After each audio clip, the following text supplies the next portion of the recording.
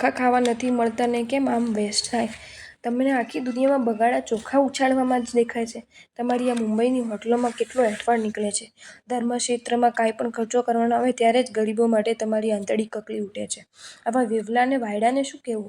તમારા દેશમાં એન્ટરટેનમેન્ટનો અબજોનો ખર્ચો છે. એક ભાઈ મને કહેવા આવ્યા કે અત્યારે સંઘમાં જમણ કરાતું હશે, ઉપધાનો કરાતા હશે. મારે તમને પૂછવું છે કે આ પ્રસંગે જ તમને દુકાળ યાદ આવે?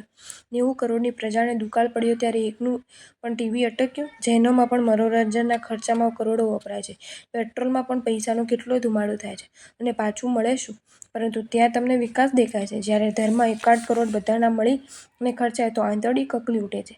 કહેશું શું કે ગરીબોને ઘી સૂંઘવા નથી મળતું અને તમે ચોખ્ખા ઘીના દીવા કરો છો? અહીંયા ઘીના દીવા જોઈને ગરીબો યાદ આવે, પણ તમારા જીવનમાં મોજ મજા, લગ્નના ખર્ચા, પિક્ચર નાટકના બધા ખર્ચામાં ગરીબો ક્યાં યાદ આવે છે? માટે આવું કહેનારા માણસો અવિવેકી છે. શું ધર્મ આ તમારી ગરીબી ફેલાવે છે? તેને દૂર કરવાની જવાબદારી કોની? તમારી હોટલોની જ મેન્ટેનન્સ ખર્ચ કેટલો? તેમાંય અડધા રૂમ તો કદાચ ખાલી રહેતા હશે. બાંધકામમાં પણ રોકાણ કેટલું? માટે બહુ જ વિવેક સાથે વિચારજો. જો તમને આ વિડીયો ગમ્યો હોય તો આ વિડીયોને લાઇક કરો અને શેર કરો અને આવા જ નવા વિડીયો જોવા માટે જૈન ફેક્ટ્સ એન્ડ સ્ટોરીઝની ચેનલને સબસ્ક્રાઈબ કરો. ધન્યવાદ.